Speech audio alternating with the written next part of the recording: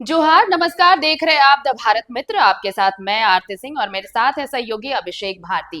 देखिए, JSSC CGL paper leak मामला, ये एक ऐसी आप कहें कि एक रहस्य बनता जा रहा है। रहस्य इस सिलसिले में है कि क्या वाकई जो परीक्षार्थी पास हो गए हैं इसमें उन्हें नौकरी मिलेगी, या फिर अदालत में जब ये मामला चल रहा है तो ये मामला कब सॉर्ट आउट होगा, सब इसका इंतजार कर रहे हैं। लेकिन इसमें दो पक्ष हैं। पहला तो ये कि पेपर लीक हुआ या नहीं हुआ, इसे लेकर सवाल उठ रहे हैं। सुनवाई पर सुनवाई हो रही है। अब अगली तारीख भी मुकर्रर कर दी गई है, 3 नवंबर को अगली सुनवाई होगी। लेकिन सवाल कई हैं जिनके जवाब ढूंढना जरूरी है। और सबसे बड़ा सवाल तो ये है कि क्या 3 नवंबर को ये बिल्कुल स्पष्ट हो पाएगा कि क्या जेएसएससी सीजीएल पेपर लीक हुआ था, और अगर हाँ, तो फिर इतने दिनों से जांच में क्या कुछ हुआ, और अगर नहीं तो फिर अब तक ये मामला क्यों खिंच रहा है, रिजल्ट प्रकाशित क्यों नहीं किया गया। अभिषेक भारती हमारे साथ जुड़े हैं। भारती, ये मामला खिसता चला जा रहा है। पहले तो राज्य सरकार के साथ जो अभ्यर्थी थे उनका मामला चला, चलते चलते हाईकोर्ट तक ये मामला पहुंच गया। हाईकोर्ट में जब इस मामले की सुनवाई अब शुरू हुई है तो यहाँ भी तारीख पर तारीख हो रही है, और अब एक अगली नई तारीख आ गई है, 3 नवंबर। देखिए, इसमें ना आरती तीन पक्ष है। हम्म। एक पक्ष याचिकाकर्ता प्रकाश पोद्दार, मान हाँ। सिंह, इनका है, जो कह रहे हैं कि पेपर लीक हुआ है। एक पक्ष सरकार का, जिसमें पार्टी सरकार है, जेएसएससी है, इनका दावा है कि पेपर पेपर लीक लीक नहीं। नहीं हुआ है। और एक हाँ। तीसरा पक्ष भी है, जो इंटरवीनर है। हाँ, इंटरविनर है। इंटरवीनर है, हाँ। वो इंटरवीनर कौन है? वो जो इस एग्जाम में सक्सेसफुल हुए हैं, वो इंटरवीनर है। हम चाहते हैं कि सबसे पहले संजय पी परमार, वरिष्ठ अधिवक्ता है हम्म। झारखंड हाई कोर्ट के, हम्म। वो क्या कुछ बोल रहे हैं हम दर्शकों को सुना देते हैं, सारे पक्ष उसमें क्लियर हो हम्म। जाएंगे। एक बार पहले दर्शक उसको सुन लें। जी। आज इस मामले की सुनवाई honourable chief justice and honourable mister justice Rajesh Shankar ji के खंडपीठ में हुई। सुनवाई के दौरान राज्य सरकार और जेसीसी की तरफ से ये बताया गया कि ये पेपर लीक का मामला नहीं है, और शुरू से जो अनुसंधान इस केस में हो रहा है, शुरू से ही जो भी एफिडेविट डाला गया है इस केस में सरकार के द्वारा, उसमें साफ साफ बोला गया है कि it is a not a case of paper leak. और इसलिए पिटिशनर लोग का कहना कि अनुसंधान की दिशा बदल गई है सितंबर 2025 के बाद, वो गलत है। ऑनरेबल कोर्ट ने कहा कि आप बताइए कि आप कहाँ लिखे हैं जो सितंबर 2025 के पहले का एफिडेविट है, उसमें आप कहाँ लिखे हैं कि it is not a matter of question और पेपर लीक। तो हम लोग मार्च 2025 में जो एफिडेविट फाइल किया गया है इन्वेस्टिगेटिंग ऑफिसर के द्वारा, उसका हम लोग रेलिवेंट पारा दिख रहा है, उसमें साफ साफ लिखा हुआ है कि ये it is not a case of paper leak. हम लोगों ने ये भी ऑनरेबल कोर्ट को बताया कि जो भी डेटा है जो उनके द्वारा दिया गया वो सही ढंग से प्रस्तुत नहीं किया गया पिटिशनर के द्वारा। लंदन एडवोकेट जनरल के द्वारा ये भी बताया गया कि वो जो 21 तारीख को बोल रहे हैं कि हिंदी पेपर में या कोई भी 82 कैंडिडेट्स पास हुआ है, और 22/9/2024 के जो एग्जामिनेशन में उसमें ज़्यादा कैंडिडेट्स है, तो उसका रीजन लंदन एडवोकेट जनरल के द्वारा बताया गया कि 21 तारीख को रीजनल लैंग्वेज का हिंदी पेपर जो था उसका एग्जामिनेशन हुआ, और वो काफ़ी टफ उसका ये था, उसमें कैंडिडेट्स लोग सक्सीड नहीं कर पाए ज़्यादा। और उसका हम लोग आंकड़ा भी दिए हैं कि जो 21 तारीख को हिंदी पेपर की परीक्षा हुई थी, उसमें मैक्सिमम नंबर हिंदी पेपर में कितना का है और मिनिमम नंबर कितना है। मिनिमम 200 से भी कम है, 148-49 है। और जो 22 तारीख को एग्जामिनेशन हुआ, 22 तारीख के एग्जामिनेशन में रीजनल लैंग्वेज पेपर्स था, नागपुरी, खोरठा, उड़िया एक्सेट्रा, जितना भी था सारे मिलाकर 15 पेपर थे रीजनल लैंग्वेज में। तो उसमें परीक्षार्थियों का परफॉर्मेंस बहुत अच्छा रहा, तो जिसके कारण चूंकि उसमें 14 रीजनल लैंग्वेज का पेपर हम लोग 22 तारीख को लिए थे, इसलिए उसमें ज़्यादा कैंडिडेट है। दूसरी बात है कि हिंदी पेपर जो रीजनल लैंग्वेज के रूप में लिया गया था, उसमें कैंडिडेट की संख्या कम थी, 50-60 हज़ार कैंडिडेट कम अपियर हुए थे उसमें। तो जाहिर है कि जो जिस परीक्षा में कम कैंडिडेट अपियर होगा उसमें कम रिजल्ट निकलेगा। दूसरा, उसमें कैंडिडेट्स लोग का परफॉर्मेंस बहुत अच्छा नहीं रहा, उसके लिए आयोग को आप दोष नहीं दे सकते हैं, और वो ग्राउंड नहीं हो सकता है पेपर लीक का। और ये जो उन लोगों का ये भी हम बताया गया ऑनरेबल कोर्ट में कि 3 जगह ये लोग एलिगेशन लगाए हैं कि पेपर लीक है। और वहाँ पर क्या है कि कहीं भी किसी भी कैंडिडेट का जो पेपर में लिखकर और फाड़ कर वो फेंक रहा है, उसका कहीं फोटो नहीं है। कहानी क्या बनाया गया है कि वो देखे, फाड़ कर फेंक दिए, हम उसको उठाए, इकट्ठा किए, उसके बाद हम किए। मगर तीनों सेंटर के जो भी कैंडिडेट वैसा किए हैं, उनका कोई भी फोटो नहीं है। तो ऐसा है कि धनबाद में हो सकता है कि आप फोटो ना लिए हो कैंडिडेट का, मगर रांची सेम कैसे हो सकता है? ये तो पॉसिबल नहीं है। तो इन्हीं सब बिंदुओं पर हुआ बहस हुई विस्तृत रूप में। जेएसएससी की ओर से एक एफिडेविट फाइल किया गया है 17/10/2025 को। उस एफिडेविट में हम लोग पूरा डाटा दिए हैं कि 24 जिले में 823 एग्जामिनेशन सेंटर थे। 823 एग्जामिनेशन सेंटर में किस सेंटर पे कितने कैंडिडेट अपीयर किए और उस सेंटर से कितने कैंडिडेट सफर हुए, उसका सारा आंकड़ा है। कहीं भी किसी भी सेंटर पर किसी भी प्रकार का स्पाइक नहीं है कि जैसे रांची सेंटर से 10 आदमी हुआ और धनबाद सेंटर से 200 आदमी हुआ, ऐसा कहीं नहीं है। सभी सेंटर पे जो औसत है, परसेंटेज है, वो सेम है। तो गैस क्वेश्चन से भी संबंधित हाँ हाँ, गेस क्वेश्चन से हम लोग बताए थे कि 22 तारीख का जो भी वो लोग एलिगेशन लगा रहे हैं, वो सारे प्रीवियस ईयर क्वेश्चंस था। जो हम लोग का एसओपी है कि 2 साल के पहले का क्वेश्चन रिपीट नहीं होना चाहिए, मगर उसमें है कि जो 4 साल 5 साल का है वो रिपीट हो सकता है। और सारे जगह होता है अक्रॉस इंडिया, चाहे वो सेंट्रल स्टाफ सिलेक्शन कमीशन का एग्जामिनेशन हो या अन्य राज्यों में जो भी एग्जामिनेशन होता है उसमें होता है, वो रिपीट होता ही है। तो इसमें 21 तारीख को भी रिपीट हुआ था। सेंट्रल स्टाफ सिलेक्शन कमीशन में जो एग्जामिनेशन में क्वेश्चन आया था उसका रिपीट हुआ था। तो कैंडिडेट लोग गेस कर कर उसको 22 तारीख का एग्जामिनेशन के लिए वो 2017, 18, 19 का ये सब पढ़े, उसी में से वो गेस के पे जो वो लोग गेस किए उसमें से 15-20 क्वेश्चन आया।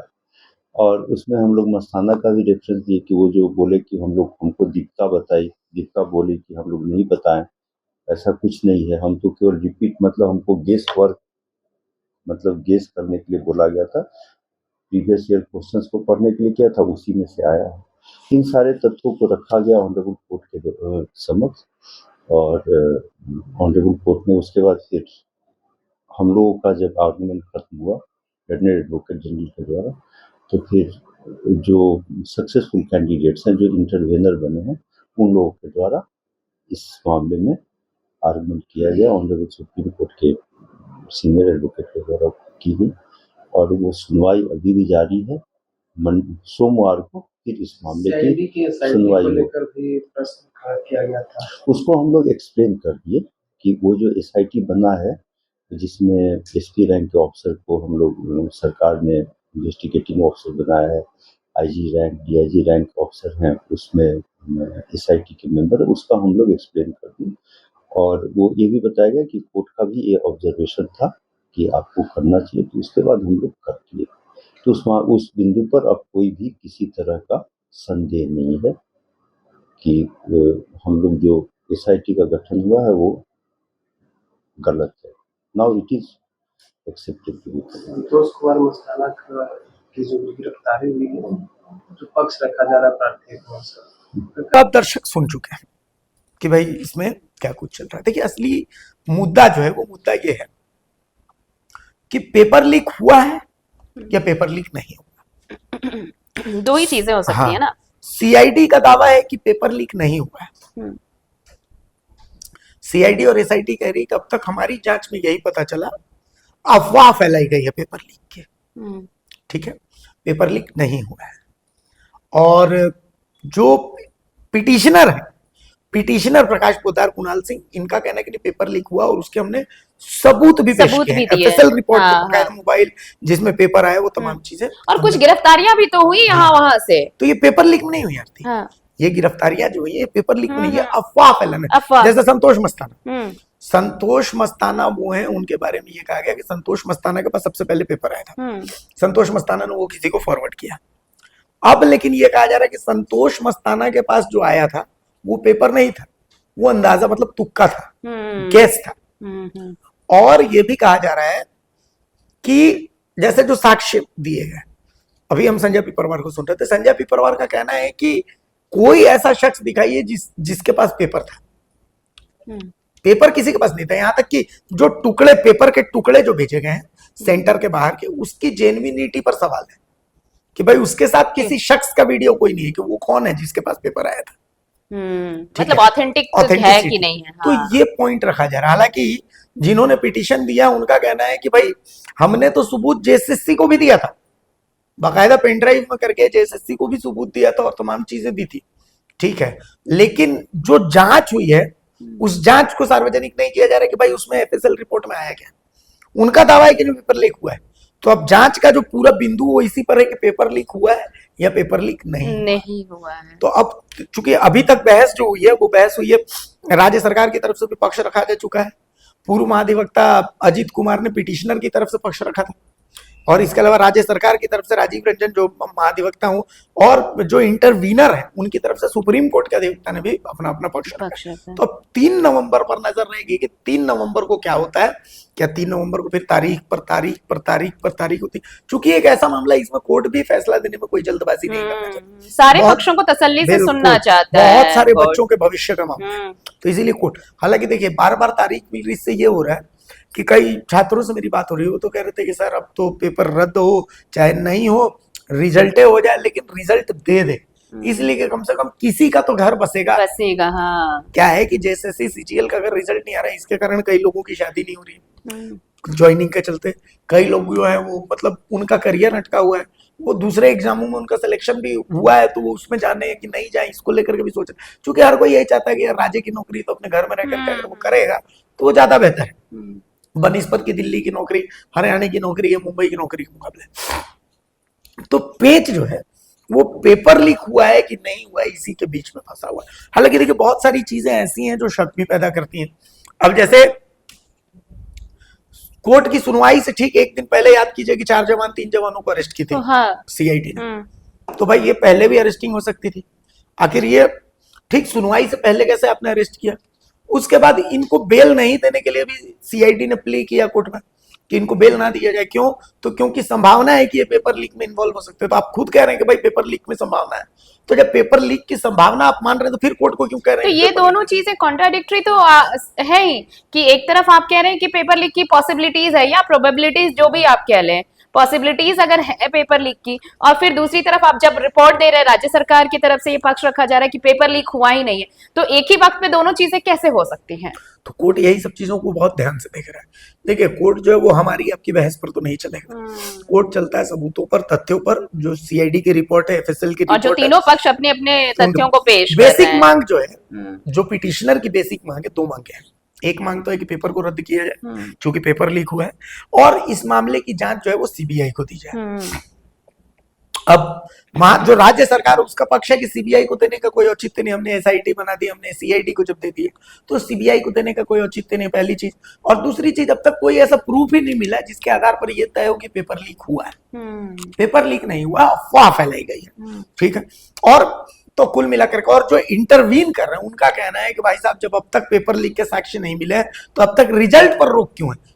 आप पेपर लीक हुआ है कि नहीं हुआ सुनवाई आप अपनी जारी रखिए, लेकिन उससे पहले ये जो रिजल्ट पर रोक है उस रोक को खत्म करिए, क्योंकि हम लोगों का करियर इसको लेकर भटका हुआ। तो इसी के बीच में पूरा मामला जो है वो अभी गोल गोल झूम रहा है। चलिए, तो कुल मिलाकर ये जरूर है कि अगर राज्य सरकार के दावों की तरफ से ही देखें कि अगर पेपर लीक नहीं हुआ, तो ये भी जो इंटरवेनर है, जो तीसरा पक्ष है, वो अगर कह रहा है कि भाई अगर पेपर लीक नहीं हुआ है तो आप ये कह सकते हैं ना, रिजल्ट तो आप आउट कर सकते हैं, पर अब तक रिजल्ट भी नहीं आउट किया है। लेकिन अब जो चीजें सब, अब सारी चीजें कोर्ट में है, कोर्ट तीनों पक्षों को सुन रहा है, तो अब जब तक तथ्यों की पुष्टि नहीं होती है, जब तक कोर्ट अपना, अदालत अपना कोई फैसला नहीं सुना देती है, तब तक ना तो रिजल्ट ही निकलेगा और ना ही ये साबित हो पाएगा अब तक कि पेपर लीक हुआ है या नहीं हुआ है। और इन सब के बीच में अगर कुछ अटका है तो झारखंड के उन युवाओं का, उन अभ्यर्थियों का भविष्य जो इस इंतजार में बैठा है कि फैसला क्या आएगा जेएसएससी सीजीएल पर।